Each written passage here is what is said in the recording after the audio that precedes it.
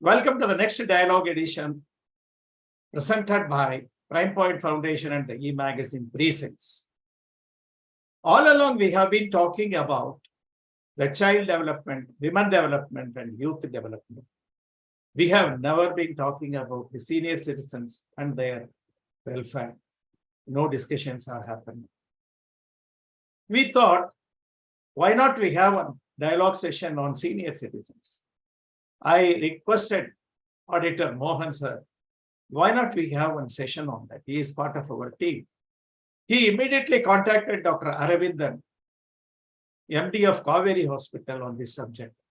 Dr. Aravindan was quite happy to know about this particular theme. He was quite rejoiceful of this theme, and he said he will help. Immediately, he has requested two eminent doctors of Kauvery Hospital, Dr. Jayaraman and Dr. Yamini. Dr. Jayaraman is a physician, Dr. Yamini is a psychiatrist. And he said that both of great experts on this particular topic, and he requested them to help us. So we are having with us Dr. Jayaraman and Dr. Yamini, who are extremely good in this particular topic, to share their views. I request Auditor Mohan to conduct this program and coordinate and take out the maximum out of their experiences. I also request them to share their experiences, how the senior citizens can keep their body and mind happy and healthy, and also the challenges before them, and how the youngsters can help senior citizens to keep them happy. These are all the topics that we'll be having it.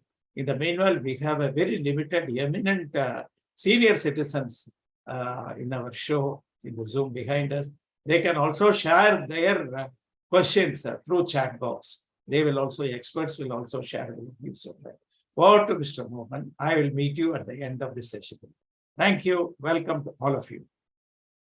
Thank you, sir. I think we see senior citizens face challenges, both mentally and physically. We find some senior citizens who are holding positions in government or in corporate sector and institutions.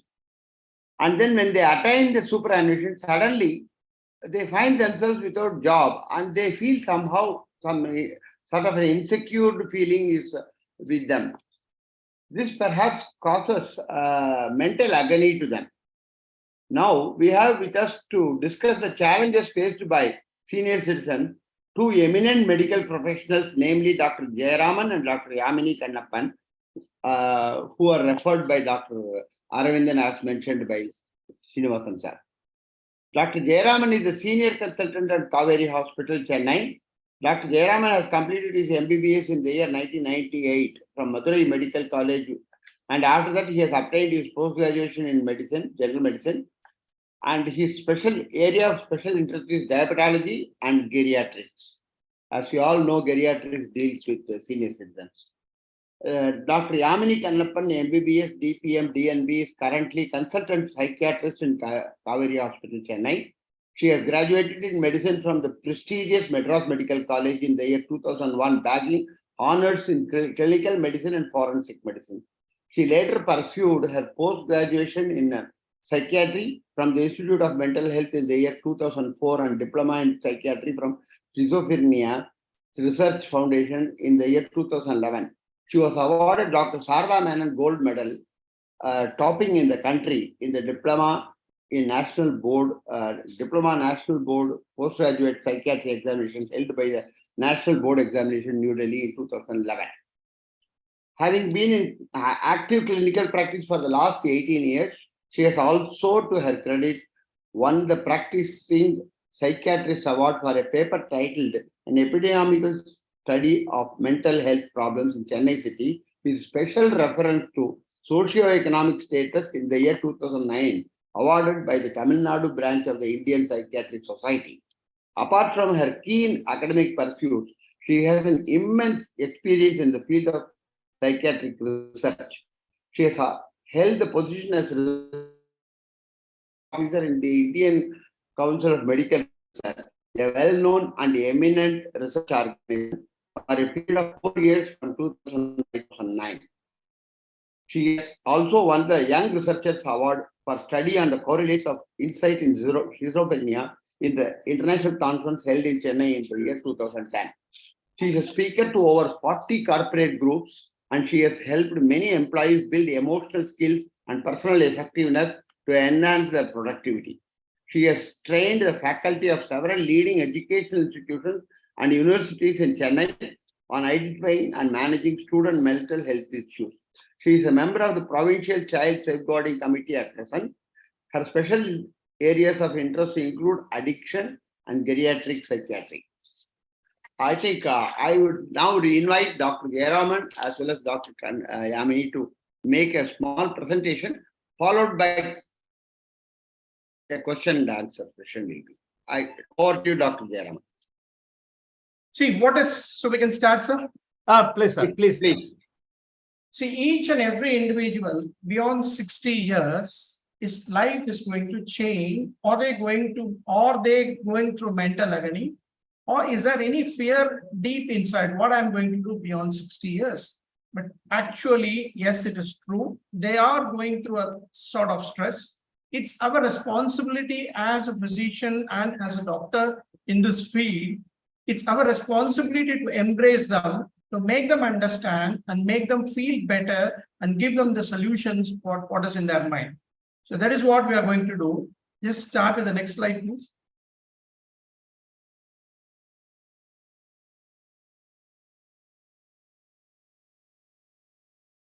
See, if you ask any individual beyond 60 years, what is their ambition? What is their life motto beyond 60 years?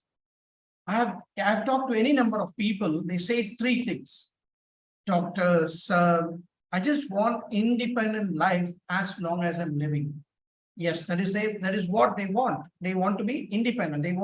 They don't want to be dependent on anyone else. This is the base of any individual. Two, everyone wants a healthy life and stress-free life. This is what is ideal life is all about. But are we getting it? Only 5 to 10% of individuals beyond 60 is actually having this independent, healthy, and stress-free life. So, what do we have in reality? What is the reality? Everybody has to depend on others. Previous slide, please. Everybody has to depend on somebody else. And two, everybody will have some sort of sickness, either on a short-term basis or on a long-term basis. And the illness or the discomfort that they have may either have to be treated for a short term, or it may be mild or severe. So another important thing is that they always stressed, but only thing is that they are not expressing it out to the world, not even to the wife or not even to the children. That is what is the reality. Expression of a deep-seated anxiety or a stress or the feeling of boredom is not really expressed. Can you have a previous slide, please? So these three things people are going through that we have to understand. But most importantly, what I need as an elderly, I need respect from the family and the society. Are we getting it in reality? In reality, it's a tipsy-topsy dive of the respect that we are expecting from this generation. It is our responsibility to inculcate or educate this younger generation what we expect right from their child or their schooling. How to take care of elderly people at home, how to respect people outside, how to make use of them, how to make them happy. The school education curriculum should have this very important aspect, how to care your elderly. And most importantly, each and every individual would have come up in life going through so much of stress and emotions and crossing barrier after barrier. You'll always love to share your experience with younger generation, but no one is ready to hear that. Is this what is reality?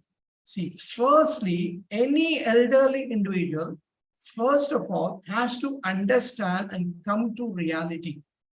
What do you have? Are you having an independent life? Are you leading a healthy life? Just tick the boxes which I'm asking you. Are you stress-free? Are you having the respect that you are supposed to deserve from the younger generation? Are they listening to you? Definitely no. But that is when these people will start thinking and thinking and thinking. This process of thinking on these problems is actually the cause or the base of so many medical ailments. That is what I want to. Next slide, please. So it is a thinking process that automatically sets in these elderly individuals was really the base for so many problems. So, sir, I would like to be independent. When a person can be really independent, when as a person you are healthy, you can do all your activities. Imagine either your spouse is healthy, she can help you, or if she is sick, you can help you only if you are healthy, which means that health is the base. Health is a base, and at most, your life beyond 60 rest on it. First thing, understand very, very deep into it and take it deep into your heart and the mind and say it even lakhs and millions of times. My health is going to be the base if I want to feel happy or comfortable beyond 60. That's number one. Number two, very importantly, even if you're healthy beyond 60, you're supposed to or you're supposed to get exposed, or you're supposed to get some sort of ailments here and there, during which you will always need some help from the members of the family for outside. That we call it as helpers network. That we call it as these helpers you're supposed to have. You have to establish even before the ailment comes. That is what I want to tell each and every individual beyond. You need some support from behind. That we call it as a trustworthy helper network system before the need arises. But actually, after you get into problem only, we get into hospital. The planning is the most essential thing as beyond 60.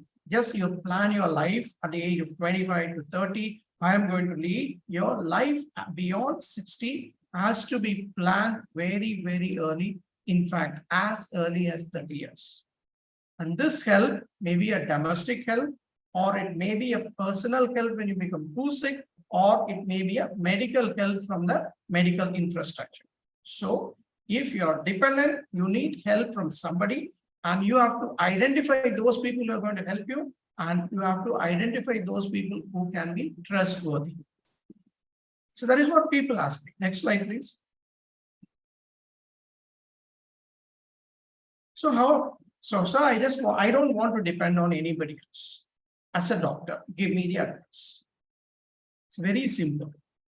Essence of any good life, essence of peaceful, comfortable life.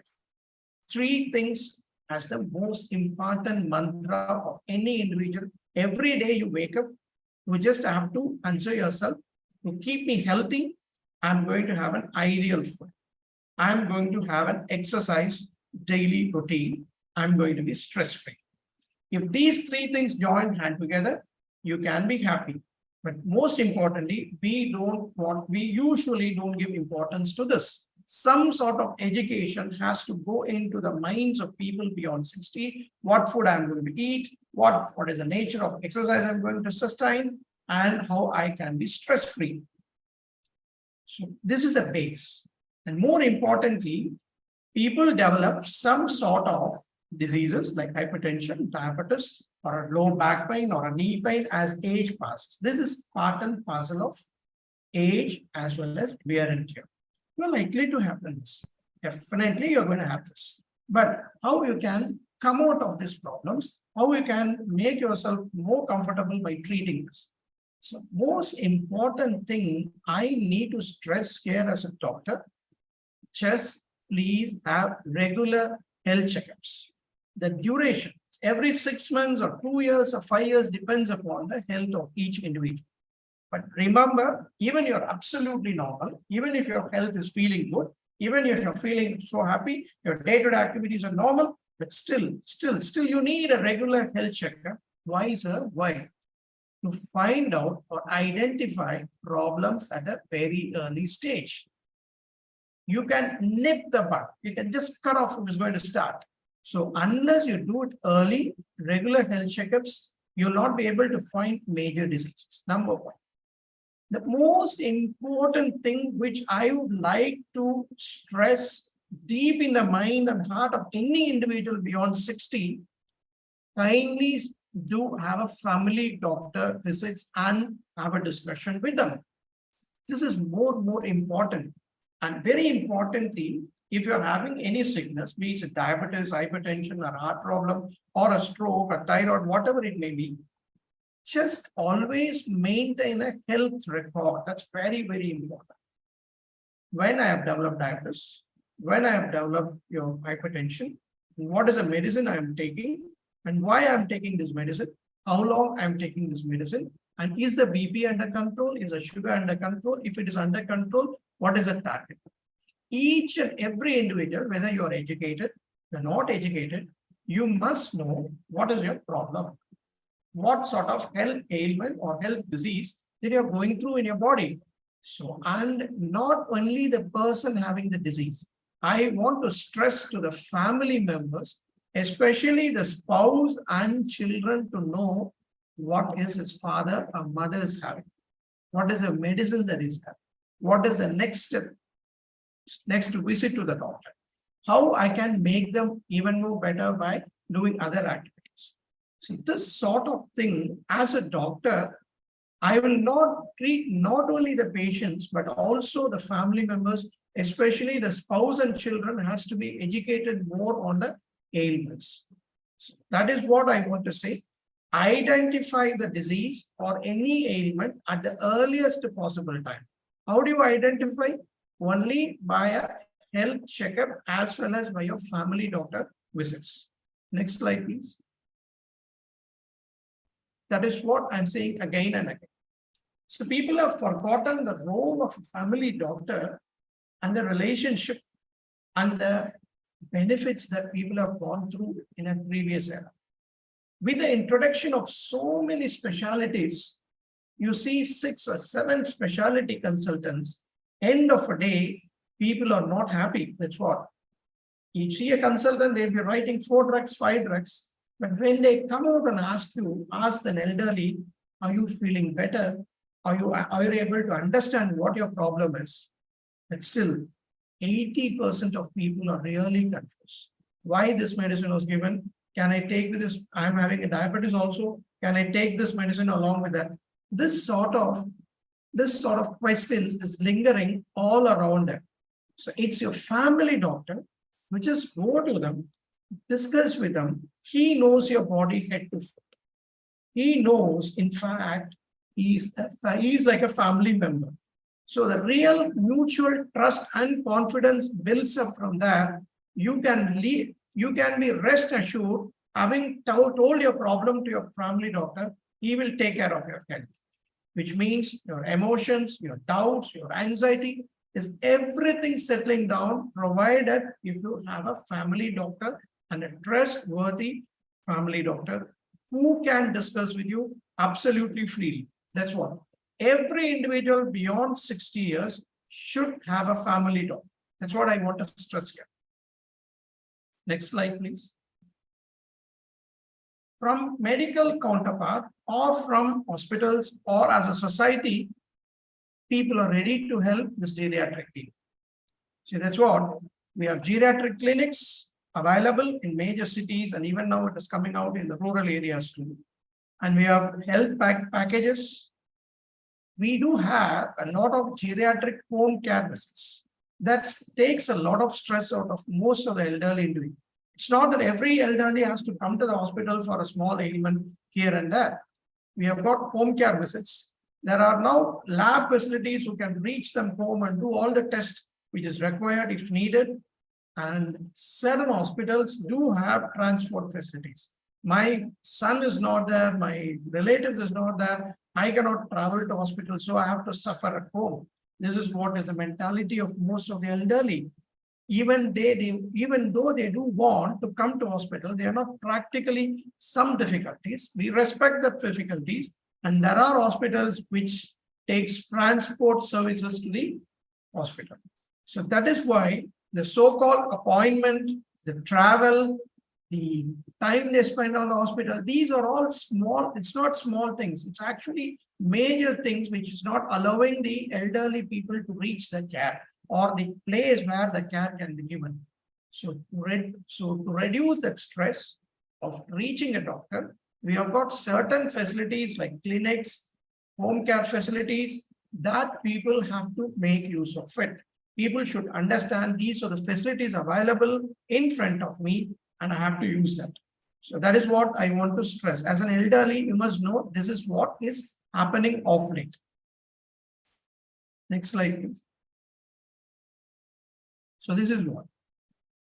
I don't want any disease, sir. I don't want to go to hospital at all. I try to minimize my hospital visits. I just want to be feeling good even after. So at the essence, as I've told you, your food, exercise, and stress. These are the three mantras which can keep you healthy and comfortable. So what you eat today, right from 20 years, make my words and mark my words, what you eat from 20 to 40 decides 40 to 90, 60 to 90. I would like as a doctor, as a physician, to have a very, very bland diet. Any elderly, even if you ask me, they'll feel I'm happy about this diet. Preferably a vegetarian diet. And make sure it's not fried, it's not oily, it's easily digestible. And in fact, if you ask me a nutrition, if you go to any nutrition specialist anywhere in the world, they'll say, kindly increase of fruits and fiber intake. All those elderly patients need a lot of fruits, a lot of fiber intake. They have to increase the protein intake and decrease the carb and fat. So your carbohydrate has to be low, your fat has to be low. At the same time, protein intake can be minimally to moderately increased. People just always think about carbohydrates, fat, and protein. But sir, I request and all patients to listen, what you need as an elderly is a lot of antioxidants, a lot of food rich in minerals and vitamins and antioxidants. So that nutritionist will give you a lot of how to increase your minerals, how to increase your vitamin and antioxidant, so that the so-called cancer, the so-called what they call it as a genetically potential cancer that are supposed to arise as age advances will be minimized by the so-called antioxidants. So people will be asking, like, I have 3 coffee, 4 coffee, or tea or coffee, whatever, milk is better. To be frank, kindly have soups, smoothies or juices or green tea or health mixes as age advances, rather than your so-called typical tea or coffee, because they contain a lot of caffeine. They contain a lot of caffeine. Caffeine is not good for health beyond 60 years. Preferably, some people say that only coffee makes me comfortable, coffee makes me feel good, strength, but practically speaking, as a doctor, I don't want any caffeine content beyond 60 years. Yes, if this is your food pattern, you're likely to have a very, very healthy, comfortable life. Second step. Next slide, please. So I have seen people saying that I've got my age is 60, sir. I'm not even able to do my daily routine. How can I exercise? See, it's not typical exercise. It can be a simple yoga, but the benefits are really, really alarming. Just get it from people who have done it. Just talk to people who have done it. They will tell you like how much benefits they are actually benefiting out of it. It's a simple practice. The practice on a longer run makes the results happen.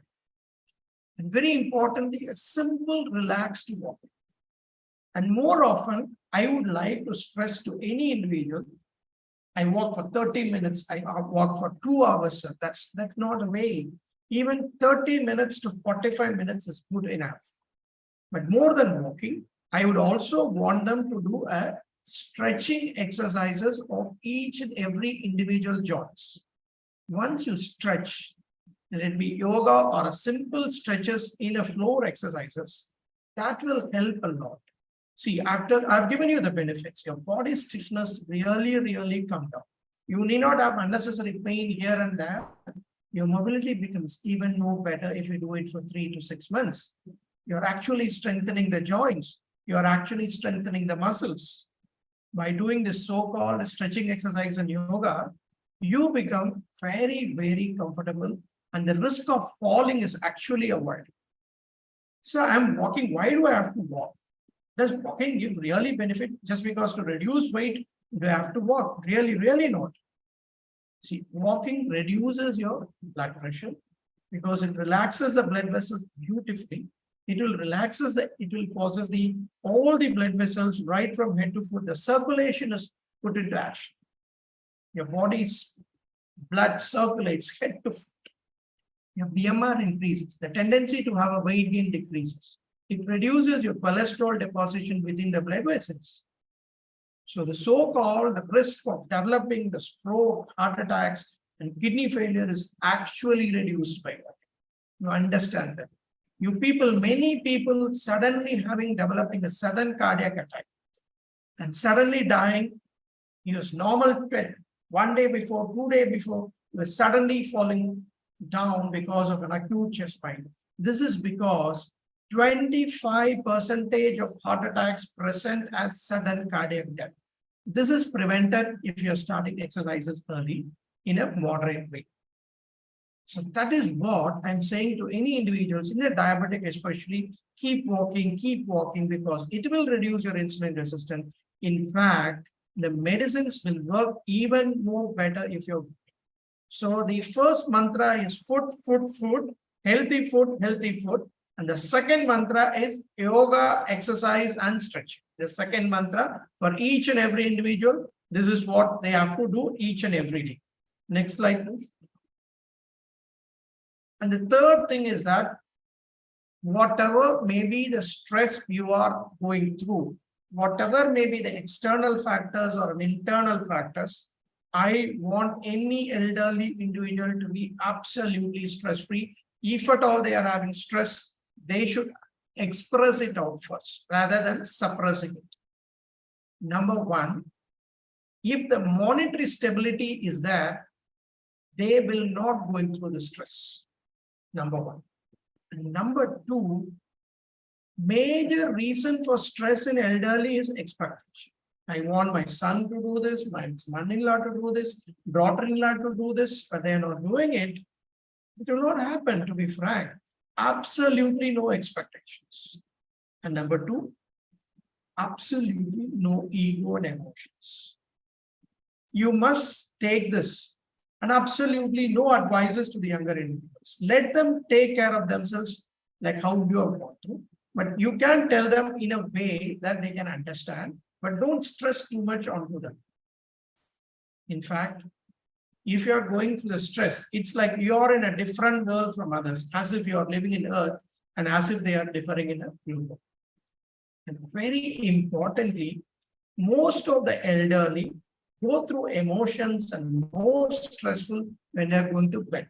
So that is why I ask my patients and my people to say that, especially when going to bed, absolutely no, just get all these things down, no baggages, absolutely no baggages in mind, and don't start thinking anything beyond 9 o'clock. I want you to have a good sleep.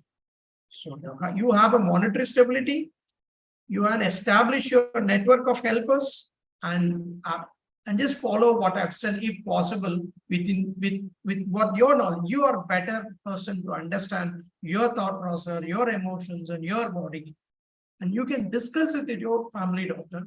Is it right? Is it wrong? See, it's not that you don't have to follow everybody's advice. You are good enough, you're experienced enough to understand what is good for you, what is right for you, what is the next step that you're going to do. So that is what I'm saying, the 3 mantras: diet, exercise, and stress reduction from whatever basis. Next slide, please. And how can I be stress-free? I have a lot of things in mind. How do I spend my day? Whole day I don't have any work. But frankly speaking, I just request all the elderly individuals to kindly go through what I've written. We have got 20 to 40 options in front of you to take what is good for you. Each one may like something. Some people, every day you do yoga, every day you have a newspaper reading, and if not the novels or magazines or book reading, just for 20 to 30 minutes a day. You look at the TV, look at the news, politics, sports, and music, whatever you're interested in, you can have. I just want every individual to have a develop an interest in either of them, especially sports or politics. Something will be happens every day as long as we live. So if you develop interest in either a sports or a music or a politics, we have something to rely on as age passes. And people have forgotten the art or forgotten the importance of radio. You have to listen to radio 30 minutes. You just go to the park nearby, visit a shop nearby to get to the shopping, and you can even use mobile phones, spend time with grandchildren, do some daily routine activities. And most important thing, I want any elderly individual, just take a time for your spouse or your husband. We only think of ourselves and try to do things without knowing what is happening around. But to be frank, we have to take time for my grandchildren. You have to spend time with the spouse or husband every day, and have a time for your friends, have a time for an afternoon nap, time for prayers, and some time for shopping, sometimes of personal, what we call it as like gardening or whatever it may be. There are empty number of options in front of you, but we are not ready to choose because we are feeling low. If you're emotionally happy, if you really want to do change in life, you can always do things. And importantly, just be ready to learn something new every day. In fact, learn new languages, learn something new from the younger generation. They will teach us something more than what you have experienced during the whole 50 years. Be ready to learn, be ready to receptive. Rather than in a forward way, you must be in a receptive phase to understand, to observe things, what is around, observe nature, what you have done. So you have been running around after money and work over years, but you are not even time to understand how the nature gives you happiness, how the rain comes. Just look at the rain, look at the moon, look at sunset, sunrise, all those things you can even enjoy in day-to-day activities. We have to enjoy the present moment rather than thinking or about neither the future or about the past. I would like every individual beyond 60 years, live the present moment like a king. Be happy with what you have at present. That will give you happiness. Next slide, please. That is what I'm saying. Money, is it going to give happiness? Yes, I'd say, but it's not every time, but still it's needed. Establish your own income beyond 60 years. That will give a confidence in each and every individual. Each and every individual should have a medical insurance. More than you need not save anything for your children or grandchildren. You take care of yourself. Just have a medical insurance card. You will feel healthy, comfortable to the tune of somewhere around 20 to 30 lakhs. It will come around, for example, 1 lakh, 5 lakhs insurance. If I want to take, it will be 15,000. It will be 10 lakhs insurance. It's not the double. It will be somewhere around 22,000. Spend yearly 50,000 for you and your family in the form of insurance. You need not save for anybody else. You care yourself because you have done the hard work. You have worked all 3 years. It's your responsibility to care yourself rather than saving somebody else for the future. And importantly, but we have to understand that medical expenses for the husband and spouse will really increase beyond 60 years, whether you know it or you have not done it. 60% of your income should go for that. It will be like that if both of them are having a significant diseases. That is why I'm stressing the importance of monthly income. I'm stressing the importance of the medical insurance. And more importantly, spend on healthy foods rather than on entertainments. You know, as an elderly, you are more experienced and have to tell me this fact actually. I'm just reminding you actually. as an individual beyond 60 years, you must also have some sort of knowledge about what medical emergencies can happen. Like how I'm going to react if I'm going to develop a heart attack or a stroke or a sort of sudden fall and fracture. These are medical emergencies. I've seen a lot of people coming towards the end of the day with chest pain since morning, and I'm really hurt by that people coming so late because we diagnose the heart attack so late. If the same person could have occurred at 2 hours or 3 hours after the chest pain, it would have made a significant impact on the outcome of the disease. So that is why, like a stroke, I want early reperfusion. I want less than 4 hours. It's a golden hour. So that's what people have to understand. What are all the emergencies that can occur to me? Like a patient with hypoglycemia suddenly becomes unconscious. They need not wait until the sun has to come beyond, because hypoglycemia keeps going down and out. The low sugar can affect the brain function permanently sometimes. So I want as early as possible people to reach the medical care or the facilities which can provide the medical care. So this we call it as a golden hour. So they have to recognize those symptoms and how fast they can reach the hospital. They must have an established way of going to hospital. If an emergency occurs, I must know whom to contact, how to reach the hospital.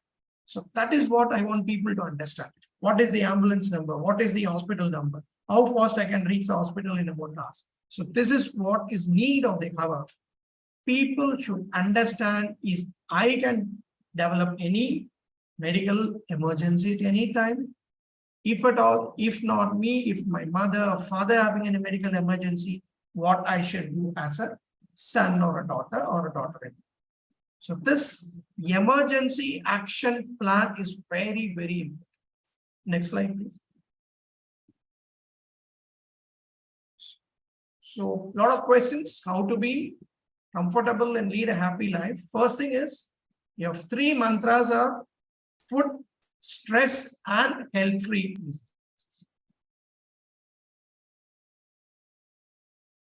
I think Madam will follow with the psychological aspects of it, after which we'll have a real discussion. Dr. Yamini. Yes, sir. I'll just start my presentation. Srinivas, you can. Yeah. Hope you're able to see my slides, son. Yeah, hope my slides are visible. Yes, ma'am. Yeah. So, yes, I extend a warm welcome to all of the participants who have joined today, and I thank for this opportunity. And I will take on from where Dr. Jayaraman, he spoke about the physical aspects, and he did cover a lot of psychological aspects of the elderly. And here, the urgency with which we need to address the aging issue is because there is an exponential growth of the aging population. So more than 100 million in India right now. And by 2050, it is going to be projected, it's predicted to be projected at 324 million, which roughly translates as about 20% of the population are going to be 60 and above by 2050. And also, if you look at the growth rate of individuals aged 60 and above is 3 times that of the whole population.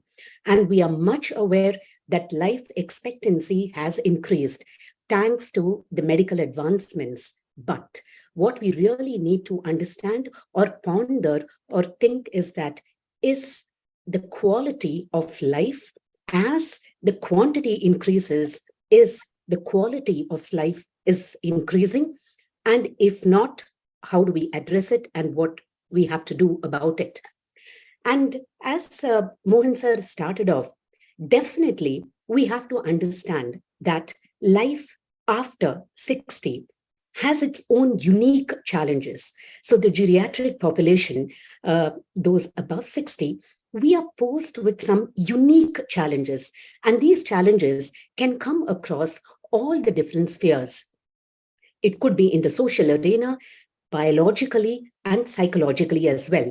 So beyond 60 is a time of lot of transitions and also a stage where we have to experience a lot of losses. Now, looking at the social factors, I think one of the most or the strongest social factor that can have an overhauling effect on the psyche of, on the mind of the geriatric population is that of retirement. So what happens is that the day after retirement, immediately there is a loss of structure to our daily lives. What we've been doing for years and years, now there is a lack of structure. And also the sense of motivation. What do I do today? What do I look forward today? That is not there with retirement. And also there is a sense of loss of authority. So this is what this transition can pose upon the transition of retirement. And we spoke about the financial issues. Financial dependency is again one of the most important social factors that can have an impact on the quality of life. The third most important social factor is that of housing and the phenomenon of called PICA, parents in India and children abroad. So here we need to understand as a culture, India has always, or the elderly population of India has always enjoyed extended families. So when we call extended families, it means at least 2 or more generations live together in the same household. And actually what it brings is a sense of supremacy, a sense of power, a sense of security to the elderly. But now with the increasing urbanization and where children are forced to look for jobs outside our country. So this phenomenon of PICA, where children are all abroad, the elderly are alone, so the empty nest keeps growing. So this can have an impact on the mind of the elders. But it is also important to note that the loneliness becomes one of the important social factors which needs to be addressed. So social factors, the changes in this arena is an important challenge. And the other, as Dr. Jayaraman spoke, with aging is where there are a lot of physiological changes, biological changes happening in the body. So there is an onset of medical conditions, and with that comes the experience of pain, having to accommodate the demands of chronic illness and the functional limitations. For example, if there is going to be something with the knee, the bones, then there is restricted mobility. So the functional limitations also occur. And third, as I said, psychological factors, especially of bereavement. This is the time when probably we are hearing the loss of our colleagues, of our friends. So bereavement is also one of the common challenges that people beyond the age of 60 are forced with. But we are all aware of these challenges, and we repeatedly speak about the challenges. But it's also important that there are also a lot of positives of growing old as well, which is rarely addressed.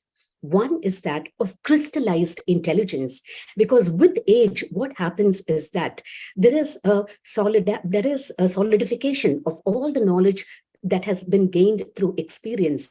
So the crystallization of intelligence occurs with aging. There is also something called a positive cognitive reappraisal of situations, which means when we are beyond 60, we tend to interpret a negative event with a more positive light, in a more positive meaning. So here, many a times, in fact, today, I had a young boy who was suffering from depression. And while we were talking about the different things, and I was asking him to reframe his situation, he said, yes, doctor, Tata irundirundarna sollirparu, தலைக்கு வந்தது தலைப்பாகோட போச்சு அப்படின்ற மாதிரி you could have find solace in that. So sometimes, when something major catastrophe occurs, elderly are able to reframe that negative situation in a more positive light. So that happens with age. And also one important thing is that when in terms of interpersonal relationships, there is a decreased negative emotional reactivity when it comes to interpersonal relationships. And I think the elderly were important buffers when in extended family setups, when there was, when probably there are conflicts between young couples in the family. When there is an elderly in the house, or they are probably able to be a beautiful psychological buffer when they say that it's okay, I think the emotions need to go down. But unfortunately, because of the breakdown of the extended family system, I think the youngsters are being denied or deprived of the benefits of what actually aging could bring, where those above 60 are able to display and exhibit or even teach about a decreased interpersonal negative emotional reactivity. But so here, I think we need to understand one thing. Aging as such is always looked in a very negative connotation. I think this is aging by itself is a taboo word. So here, when we look about social media, it's all about anti-aging. How do we prevent aging? How do we do this? How, in terms of the physical appearance, in terms of every single thing, aging is looked as a taboo. And that's why it brings about a lots of myths, misconceptions, and the concept of ageism as well. I think we all need to understand this concept of ageism. Just like racism, ageism is actually the stereotypes, the prejudices, and the discrimination that we have for another person based on older age. And why this is important to note is that it is not only the society, it is not only that other people have ageism. Many times, the elderly themselves internalize the concepts of ageism, and that can be detrimental. And I'll just tell you how. Now, let us address the very common myths that are associated, widely prevalent in the culture, widely prevalent in our society, and which many a times the elderly themselves harbor. One is that, many a times about depression. See, I think this is an area which is largely neglected, largely ignored, because aging, many a times the huge misconception is that aging, to be depressed while old, is normal. I think it is time that we break it. It is absolutely not normal for an elderly person to be depressed. So many a times sadness is equated with aging. No, everybody experiences sadness. But when there is going to be a pervasive sadness in somebody beyond 60, then it is not normal. So many a times we find that when elders in the house exhibit signs of depression, it is normalized and they themselves normalize it. So that is a myth that we need to break. And we need to understand that depression and anxiety, they are medical conditions, because Dr. Jayaraman spoke about the different ailments that can occur. And as we age, we are exposed to most of the toxins because of our longevity. We are exposed to a lot of risk factors. So there's a lot of biological changes that happen in the body in terms of our immune responses, in terms of degeneration, in terms of a lot of vascular changes. And these changes by themselves can lead to a depressed state of mind. And sometimes certain medications which are given for certain conditions. For example, we say there is a group of medications called beta blockers, which are very effective for controlling hypertension. But literature shows that sometimes that it can bring on a clinical depression. So it is time to understand that depression we need to consider when there are certain groups of symptoms, a pervasive or a continued set of symptoms, which I'm going to tell you shortly. They should not be ignored, but should be treated as a medical condition. And the myth 3 is that when an elderly is depressed or anxiety, it's very easily recognizable. I will tell you no, because we as elderly, when we know very well the social script. So when somebody is going to ask you, how are you feeling? Even though there is so much of sadness, many a times we say everything is okay. But we need to be aware. There is one way by which depression in the elderly presents especially in a country like India, that is through physical complaints. This is called somatization. Many a times children living abroad, they say, doctor, I've done every single test for my mother. I've done every single test, but she still complains of pain. I've done master health checkups every 6 months, and we've seen every specialty of doctors.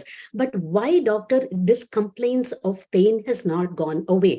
So at that time, we say, any pain or ache that is not explained by a medical condition and that persists, I think we need to ask one very important question. Manasukku eppadi irukku? Many a times when you ask that question, the person will just tell everything inside and the pain vanishes. So in a country like India, where we fail to ask about mental health, and when there is a focus more on the physical health, many a times the emotional pain or the psychological pain gets converted into a physical pain. Because if the mother says pain, the child, the son or the daughter anywhere will immediately rush. But if the elderly parent was to say, எனக்கு மனசுக்கு ஒரு மாதிரி இருக்குன்னா, immediately they'll say, இப்ப என்ன மனசுக்கு என்ன வந்துச்சு, we are providing everything, then why are you being upset? And this is not only with the elderly, I think this is for every age group, where when we express a mental health issue, many a times it is ignored. But the lesson is that depression can present as prolonged somatic problems. This is called a masked depression, which is very commonly in the geriatric age group. So if you see, depression can present in many ways. So this is the list: changes in appetite, changes in sleep pattern, where there is a lot of negative self-talk, where there is a loss of interest or reduction in activities that were previously enjoyable. When there was an elderly who was always cheerful, now appears to be very withdrawn.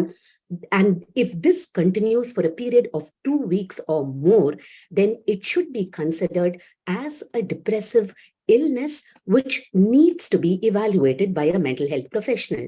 Now, we always tend to think that when we say depression, it cannot be caused by a single factor. We always equate it with a loss, but not necessarily. There could be biological causes, as I said, certain medications or long-term chronic ailments which cause a lot of changes in the system, biological factors, social factors like the different challenges that we enumerated before, or psychological factors. A combination of all this can sometimes lead to depression. And here, this is the genetic vulnerability, or certain protective factors can also be operating. When all these biological, psychological, social factors are against us, still an elderly can be happy, cannot go into a clinical depression. And that is what we need to find out. What is actually protective? What protects in spite of all these challenges? What makes somebody healthy in beyond 60? I'll tell you that.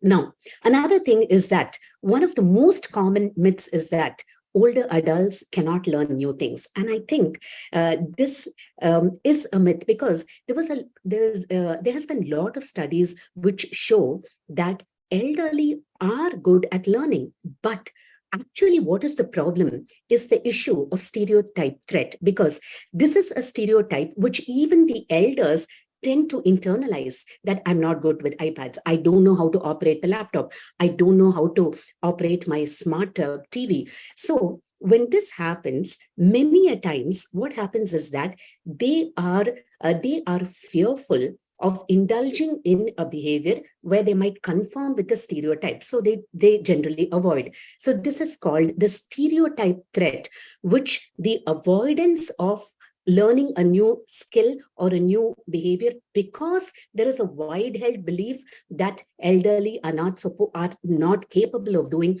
is the reason why this myth came. But actually, it is a myth. It's a misconception. There are certain cognitive changes which can occur, which there is a little bit of forgetfulness can occur, which is all normal part of aging, but it does not mean that new things cannot be learned. And another thing, I think even the youngsters are scared of aging, because there is this whole thing about dementia, or they feel that old age is associated with dementia. But the truth is that not old aging by itself is not associated with dementia. That is a group of brain conditions that happens in a subset of the population, but not all. And just like how the different parts of the body, there are physiological changes that occur with age, the same thing happens with the brain. So forgetfulness, especially in names, that can be common. Sometimes the speed of processing can become low, but aging is not equal to dementia. That is another thing. So I wanted to address these four myths, which are so prevalent. But now we need to understand what are the protective factors. See, I don't know, I think we would have all heard about the blue zones. The blue zones are geographical locations in the world where people live the longest. And of the geographical zones, the one which is most, where people live more than 100 years and beyond is in Japan, Okinawa in Japan. And there's a lot of studies which has been done among how people live so long. And it is not only about longevity. There, the people in the blue zones not only live longer, but they also have a lesser amount of chronic medical ailments, and they enjoy a quality of life. So how does that happen? And those studies, they all can be consolidated in these four pillars of active aging. So here, this is important because active aging, it is not about healthy aging. Healthy aging, what happens is that somewhere the focus becomes only on physical health. So that's a healthy aging. No, the United Nations has now declared 2021 to 2030 as the decade of healthy aging, where here the concept is about active aging, where this active aging is a concept that applies not only to individuals, but also to societies. At an individual level, it means the ability to continue physical, social, and mental well-being and active participation. That is about active aging. So if you see all the risk factors for depression, all the different things that happen, the negative things that happen with aging, one of the most important things is the disengagement. If we disengage from the society, that's when it plays a detrimental effect on the mental health. So if you see, one of the pillars of active aging is, or good, healthy, successful aging is continuing to engage in activities.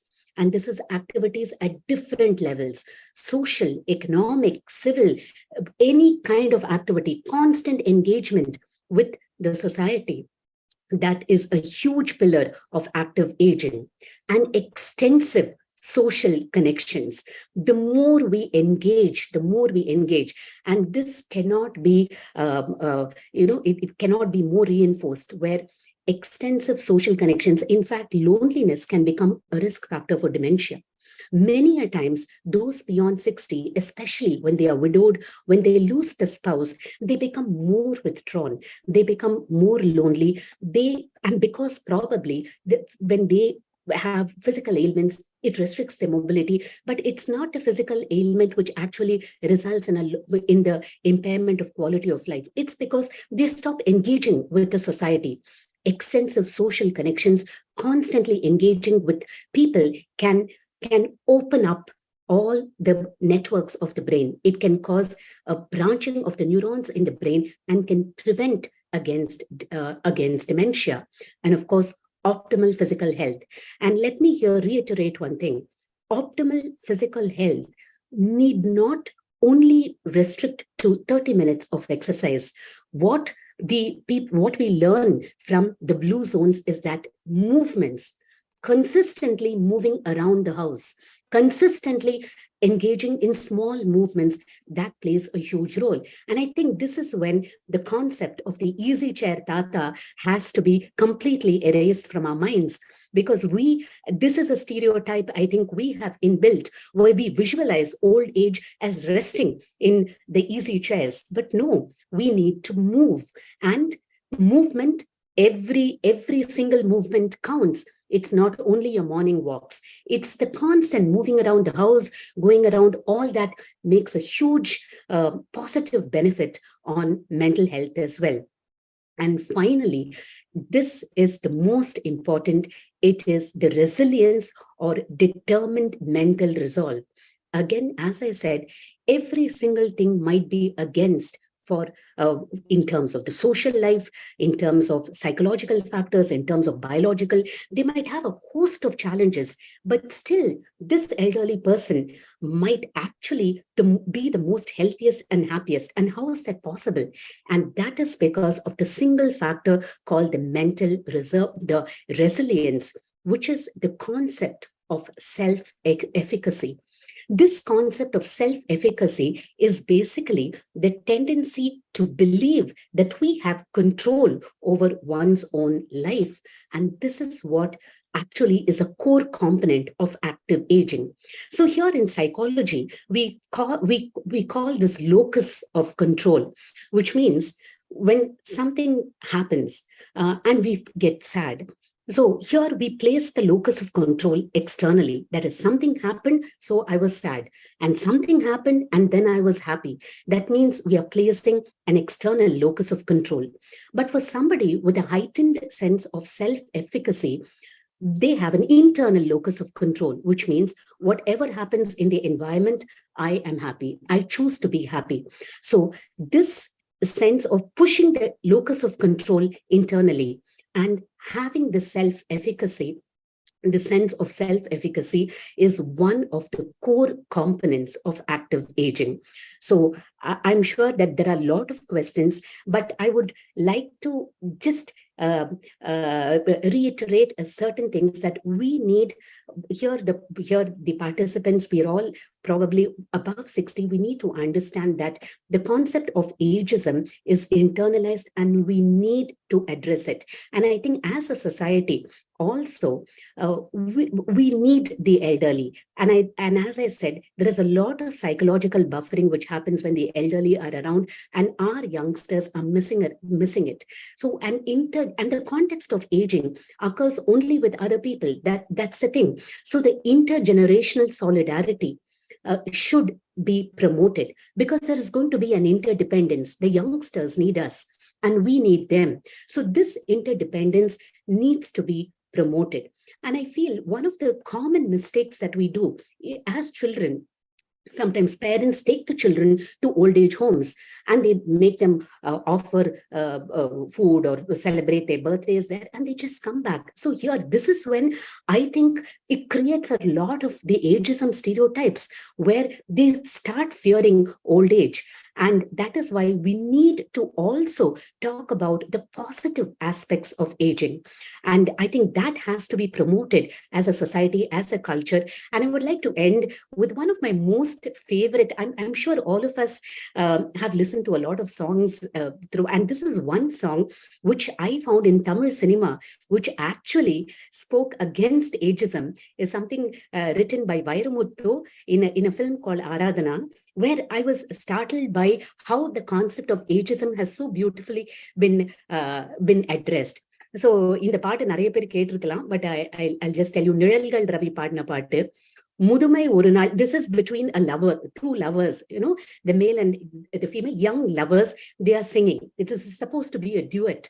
So here they sing, முதுமை ஒரு நாள் நம்மை வந்து தீண்டும், மூன்றாம் காலில் நாம் நிற்க வேண்டும். மூன்றாம் கால் means walking stick. முதுமை ஒரு நாள் நம்மை வந்து தீண்டும், மூன்றாம் காலில் நாம் நிற்க வேண்டும், முடியை பார்த்தால் முழு வெள்ளை, மடியில் தவழும் மகன் பிள்ளை, நானேந்தி கொஞ்ச நீ கொஞ்சம் கெஞ்ச, பூ போன்ற பிஞ்சு என் நெஞ்சில் துஞ்ச, பாயதனில் நான் சாய்ந்திருக்க, பசி அடங்கி நீ ஓய்ந்திருக்க, விடியும் வரையில் என்னை தினசரி அனுசரி. So this is a beautiful thing where this young couple who are so much in love look forward towards aging. They say we're going to have a grandchild. And here again, a much big taboo about sexual life in the geriatric population has also been addressed, where sexual life can definitely be healthy. So I think it is time where, if we are looking at improving the quality of life among the geriatric population, it is time that we fight against the stigma, the discrimination, and the prejudices that the elderly face. And most important, these internalized aspects of ageism needs to be addressed. Thank you. Over to Mohan, sir. Thank you. Srinivas, you can close the slide, Srinivas.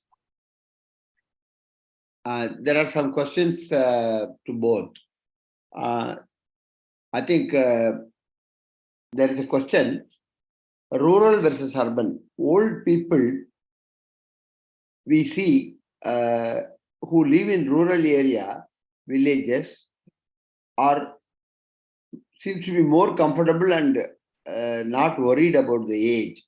Whereas at urban level, we find people are more worried, especially with less facilities like medical facilities in rural area. Senior citizens seems to be more comfortable.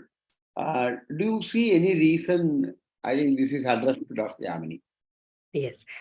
Sir, I think actually it is a paradox, because here when we say the urban population, they have more access to healthcare, so we should automatically translate as being more happy. But as you said, rural people tend to be more happy. And I think the two things that happen there is the sense of connection. I think in a rural setting, they constantly interact with everybody. There is the neighbors that they talk to. But here in a setup where most of the elderly, they have to be in an apartment setup where they don't even know their neighbors. So this lack of engagement, social connectivity. And one more thing that I see in the rural population is that there is a sense of purpose. People would come towards the elderly and ask them for their opinion, for their advice when there is a problem in that community. So I think the community engagement, the sense of purpose, and this constant social engagement is what is the key for happiness in the rural population. And I think we need to learn the lessons from there. Thank you, Doctor. Now, there is a question. From your experience, what are all the common problems do elders get in which they should not get worried about? For example, the reason behind the question is unnecessary panic among the aged people. I think this is a question. Okay. So probably I'll answer, and Dr. Jayaraman can also. I think, see, again, sir, when we say anxiety, the fear, it is the fear of something untoward happening. It in geriatric psychiatry, it is called the geriatric giant, because many a times this fear in the elderly is not addressed. And many a times when they are alone, and especially when the children are abroad, so the sense of insecurity, what happens if I have a sudden medical emergency? So that is why, as Dr. Jayaraman said, the preparedness is extremely important. The preparedness in all aspects of life. If I have a medical emergency, whom do I contact to? If I have so this planning, preparation is something very important.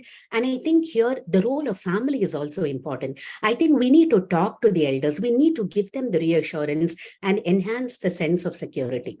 So panic, fear is very common. As we age, insecurities increase, but there is a way that we need to handle it. Yes. Dr. Jayaraman, you would like to? Yeah, the thing is that the so-called Google syndrome also plays a major role.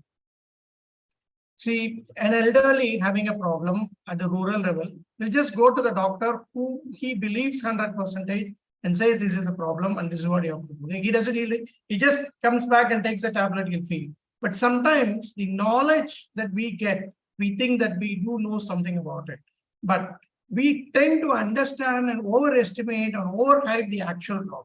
See, a lot of patients will have a chest pain. Say, we take it as a simple chest pain. It could be a simple muscle catch. Just because there is a pain and there was a radiation to the arm, they feel it could be a heart attack. How long you have to, if at all heart attack, do you have to go for a bypass? If I'm going to go for a bypass, how long I have to take leave? They'll think to an extent which is not really required. So this thinking beyond what it is required is actually causing the panic as well as the uncomfortability. First of all, any individual have to understand you have got an ailment or you have got a symptom. The first thing as any individual, let it be 40 years or 60 years, I want to tell people is that just go to a doctor who knows what it is. Let him diagnose things and know what exactly the problem is. If the problem is known, the treatment is very simple.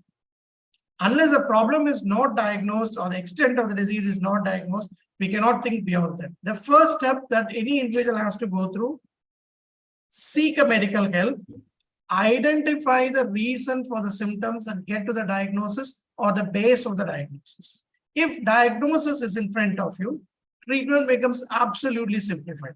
Only thing, the process of thinking beyond the diagnosis is what actually makes us panic. And one you have to understand more is there is a lot of changes happening in the medical industry, and treatment is possible for most of the diseases. So only thing that we have to understand, we have to submit ourselves to the treatment. That's it.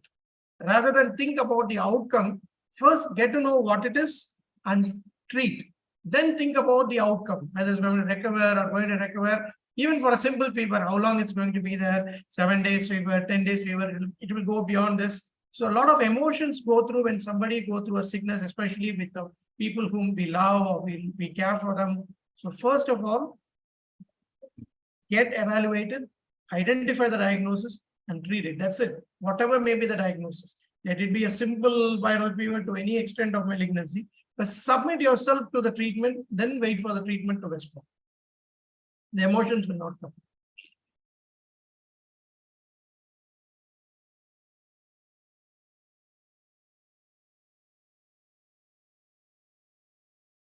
I think there's one more question. Is moving to retirement homes a good idea? Are there good retirement homes where where everything is taken care of and the elderly can live actively and peacefully? Are there retirement homes integrated into a regular community and also provide emergency medical treatment and linked to the hospitals? I am not sure whether it can be addressed to the doctors. It is not. But anyway, I think I leave to the doctors to answer. Dr. Yamini would like to answer? Yes, sir. See, in my opinion, there is no replacement to the family system. But because of practical reasons, when it is not possible to live within a family setup, when the elderly are forced to live alone, I think then it would be a good option to move to a more secure environment where everything is provided. In fact, that might help them to lessen their anxieties as well. And many a times, elderly keep worrying about their children who are also worrying about their health. So probably being in a safe and a secure environment where everything is taken care of can be an option where other things are not available. And now there are definitely, because catering to this new era of retirement homes, I think it has been designed to actually incorporate all these aspects of what we think of active aging, like physical. So a lot of retirement homes are now being established where it actually provides space for this a physical activity, for social engagement, and also for, they have in-house doctors. They, in fact, even I was surprised to note that there was a retirement home which actually there is a full-time geriatric psychiatrist available there. I recently came to know about it. So yes, it is being developed. It is there. Okay, I think somebody has raised this question. Now in this era, everyone are familiar with YouTube and other online videos, and most of them are becoming doctors themselves. Your views on that? I think absolutely Dr. Jayaraman had just addressed this. Here, in terms of health, I think what the statement that would be appropriate is ignorance is bliss.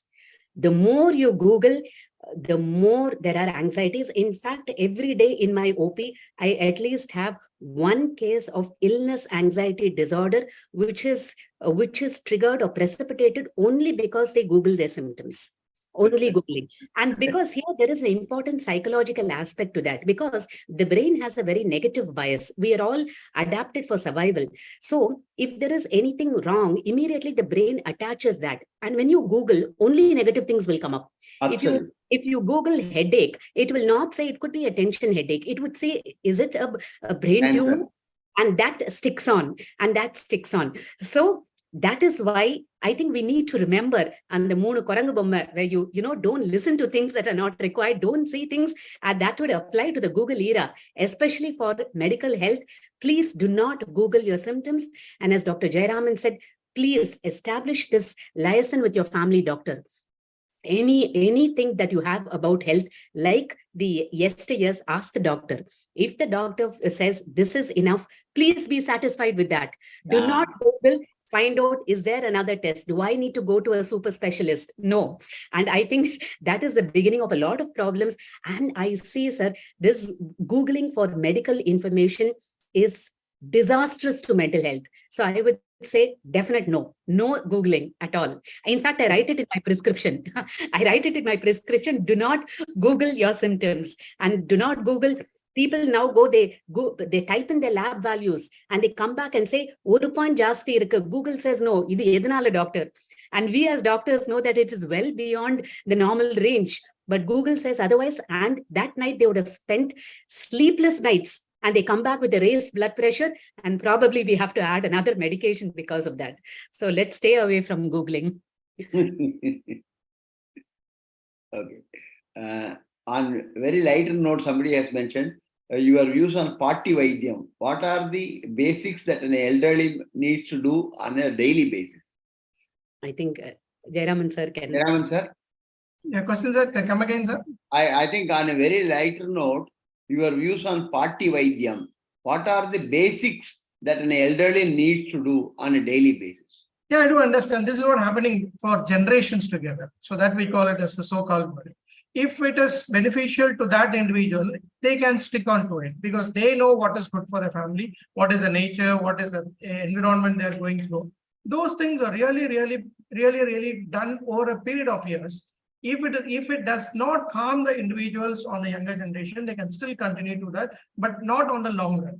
It could be at a first line or a short-term basis, like somebody have got an abdominal pain, that I would have something. So if symptoms persist beyond that, then you should reach a medical consultation.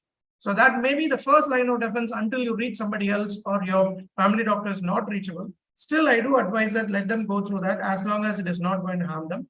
But if the symptoms persist, kindly seek a medical help. You cannot continue on that for a longer run. The same abdominal pains and bell purging is there. They try to have something on the other way around. It could be an MI. If symptoms persist even after 4 hours or 6 hours by the so-called traditional methods, you have to reach medical help. Maybe as a first line defense, as a first line, you can start on as long as it is comfortable to them, not an issue. But if symptoms persist, you have to reach medical help. Dr. As our Mohan started his speech, he mentioned about that. By the educated people, particularly those who were in power and retired, now I find many of them, excepting a few, they are becoming cynical or senile, even in the groups, Yahoo, that is our WhatsApp groups and other things. Why this type of symptoms come? Because they have all been in a high position, ill-educated. I do understand. See, what we know as some with educated, we look at only the professional side of it. We would have seen the professional aspect of it. But internally, he might have got his own medical illness, or he might have got own family issues, or he might have some stresses which is not expressed. Professionally, they may be very, very good doing any sort of activity within the environment they have worked. They would have achieved higher and higher, grown to a higher levels. But internally, we always have the other face of us. That's what Madam knows. We should understand the mental health. We do not know how much amount of traumatized they are during the working process, or how much they have to sacrifice for the family, or if their sacrifice is being recognized or not. So it's not that you would have seen as an individual on the professional side, but there is a different side aspect. You have to know his internal aspect, which is what I want to know. These are the people who needs help, or these are the people who needs help, provided they express it out. Everybody tries to avoid or try to cover up in their personal side, the personal difficulties, especially with colleagues. But actually the reverse is happening around. They might have going through a pain, or they might have, you might have advice. There are any number of people who have come to me, like my friend have said this, my sugar is controlled now, I've referred it to you. So I want this era of communication with the colleague, or a trustworthy friendship, whatever difficulty or the stress they're going through. That is not actually happening even if they're educated levels, but this is not happening at a lower level. They just can come and sit in a veranda or in a tea shop. They'll talk everything from 4 o'clock to 7 o'clock and come back home. They'll express whatever they're in mind. But we are not expressing the other aspect of the family members. thinking about a society, the image, the status that we have.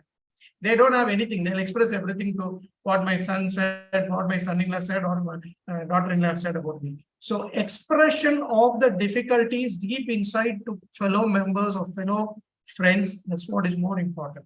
But more importantly, try to have some personal friendship, at least with a few whom you can 100% depend on and express things. That should be cultivated right from age. So I just have Dr. Yamini. Yes, I just have another perspective on this question, sir. So you mentioned that especially high achievers who've been very successful throughout their life, highly educated, they tend to be more cynical. So here we have to look at their personalities, see what made them so successful and what made them achieve so much is probably what we call a personality trait called the anaplastic personality, where they're extremely perfection seeking, they're extremely right in whatever they do. But this is a double-edged sword. They also have what we call as cognitive rigidity. That is, they sometimes do not have, because they have been throughout life, they have achieved so much of success. So there is a tendency to perceive or to feel that whatever they are doing is right because it's worked in the past. So the inability to see another person's perspective, being agile, sometimes that happens with this kind of personality. So I think it's very important that sometimes our personalities get established over age. So we have to address this thing of cognitive rigidity. Always give space. Try to be agile is the key. Agile is trying to look whether another person's perspective, is that also right, before dismissing it off. So the double-edged sword of this perfectionistic personality is a factor that might play a role. And I think we need to look into it. That's one more thing I would like to add. You cannot be the same in a professional side as you are in a family side. True, very true. What you cannot show, that I have to understand. And thing is that after the age of 60, the respect that you have got during those working years will be totally different from what you get after 60. Definitely, a lot of elderly will go through that, whether they are expressing it out or not. That's what I've told you on the first slide. It will be a dipsy dive, the respect that you have got before 60 and after. And first thing I want them to understand, I don't need anybody's respect. I am respectful to myself. This expectation is what is a basic problem. We should not expect things what you have achieved during the personal or professional side. Mohan, there is one question of Dr. Jagannath. With that, you can close it. I will read out. Doctor, can you tell something on necessary adult vaccination? Yeah, definitely it's a must. People should understand that vaccination do prevent so many ailments which can be catastrophic at elderly, especially pneumococcal vaccine, you've got shingles vaccine. So there are a list of vaccines which is recommended for elderly, and there are vaccines which has to be taken once a year. There are vaccines to be taken twice a year. These vaccinations do prevent infections which can be catastrophic at an elderly, and it's absolutely recommended. And in fact, these vaccination programs have prevented a lot of death, and in fact, it will be beneficial, especially in elderly who is going to take care, because vulnerability of the disease in an elderly is much, much more than at the age of 40 years. There is one question. I think we are running out of time. I think one question I would like to put to Dr. Yamini. I find, Doctor, I think, is there a gender discrimination, or I would say that I would say that women handle old age better than men. I think this is my personal experience. So is there a gender plays a role in this? I would like to have your views. Absolutely. Actually, in terms of, if you see again, this is a paradox. We see actual psychiatric illnesses like clinical depression, clinical anxiety is more among the female gender when compared to the male. This is the statistics. And this could be due to the biological factors as well, the menopause and different kind of things. So they have specific biological vulnerabilities, and also they are more prone for insecurity issues, financial insecurity. But as you said, the clinical experience is that women tend to handle better. And I think that is because of, again, the two most important things: consistent engagement, multitasking, doing a lot of things, continually, engaging, this constant engagement. So here, when we see men after retirement, sometimes they don't even know what to do next. They have the selective focus on work, probably the inculcation of hobbies, times for other things are completely ignored. And again, we have to understand this, a male brain compared to a female brain, females are more efficient at multitasking. But again, all said and done, the brain is neuroplastic. If you want to change it, you can definitely, but are we taking the effort?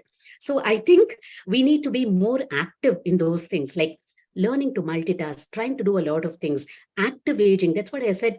Aging, if we are looking at it as a successful aging, it is not going to come passively. Like after retirement, I should be happy. No, I think there is a lot of active processes involved, active planning, active preparation. And one of those things is trying to focus on things apart from our daily routines.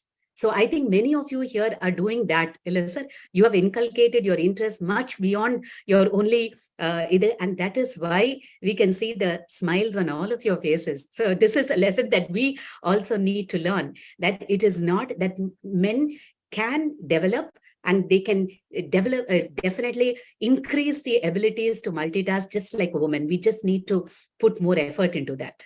Yes. It's a very good answer. Thank you, Doctor. Sir, I think, shall we close with this? I think, is there any other questions? Okay, we can close it now because already. Then I hand over the proceedings to Dr. Srinivasan sir for a vote of thanks. So what a wonderful presentation by both the doctors, Dr. Jayaraman and Dr. Yamini. We got two different viewpoints on a different angle. That finally the message, take-home message is, engage yourself in the senior, when you are a senior citizen, engage yourself. And as the doctors pointed out, even the rural people are the role models because they get engaged or others engage them until their last day. They are completely in the farm or anything, or even somewhere spending their time in the society happily or in the temple or anything. The same way, even as they said that even the women, even after retirement, for women, there is no retirement age. Even after 60, they become more engaged than with the grandchildren and others household duties and managing the various things. So I think the message that ultimately provided by both the doctors are that engage yourself comfortably to manage the aging. Anyway, thank you very much, Dr. Jayaraman, Dr. Yamini, for the wonderful presentation. I think I will make it as a 2 parts of this so that I don't want to miss even 1 minute of your presentation. So I will make it as a 2 parts and then we will make it. And I must thank Mr. Mohan for taking up the matter with Dr. Aravindan for Kauvery Hospital. We must please convey our thanks to Dr. Aravindan and management of Kauvery Hospital for suggesting these two very valuable experts.